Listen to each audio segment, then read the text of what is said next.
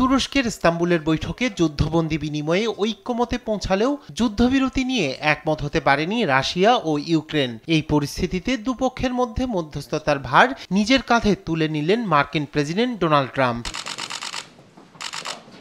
এবার রুশ president Vladimir Putin ও ইউক্রেনের প্রেসিডেন্ট ভলোদিমির জেলেনস্কির সঙ্গে ফোনে কথা বলবেন বলে জানিয়েছেন মার্কিন প্রেসিডেন্ট ডোনাল্ড ট্রাম্প। নিজের সোশ্যাল মিডিয়া ট্রুথে ট্রাম্প জানান, যুদ্ধবন্ধ নিয়ে আলোচনা করতে স্থানীয় সময় সোমবার সকাল 10টায় পুতিনের সঙ্গে কথা বলবেন তিনি। ফোন আলাপে রক্তপাত বন্ধ করা এবং বাণিজ্য নিয়েও আলোচনা করবেন ট্রাম্প। আর রাশিয়া ও ইউক্রেনের মধ্যে আলোচনা অনির্দিষ্টকালের জন্য দীর্ঘায়িত হোক যুক্তরাষ্ট্র চায় না বলে জানিয়েছেন পররাষ্ট্রমন্ত্রী মার্কো রুবিও। ওয়াশিংটন সুনির্দিষ্ট ফলাফল আশা করে বলেও মন্তব্য করেন তিনি। এছাড়া ইউক্রেন সংকট মোকাবেলায় ভ্যাটিকানের ভূমিকার প্রশংসা করেছেন রুবিও। আমাদের নষ্ট করার মতো সময় নেই।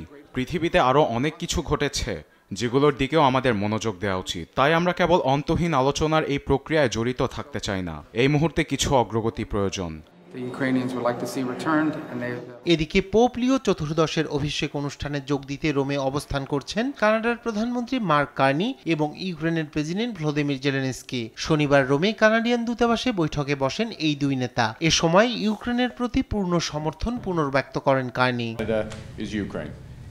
মিস্টার প্রেসিডেন্ট, আপনাকে স্বাগতম। আমি নিঃসন্দেহে বলতে পারি কানাডার প্রতিটি কোণে ইউক্রেন রয়েছে। কানাডার জনগণ আপনার নেতৃত্বের প্রতি, ইউক্রেনের জনগণের প্রতি অবিচল এবং অটল সমর্থনে দাঁড়িয়ে আছে। শান্তির জন্য আপনি যা করছেন আমরা তার প্রশংসা করি। আমরা বিশ্বাস করি ইউক্রেনের পূর্ণ অংশগ্রহণ ছাড়া কোনো শান্তি আসতে পারে না।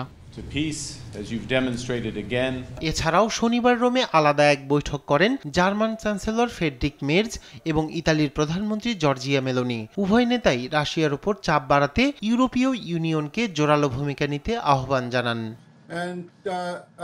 রায়হান কবির শুভ্র, নিউজ ডেস্ক, দেশ টিভি।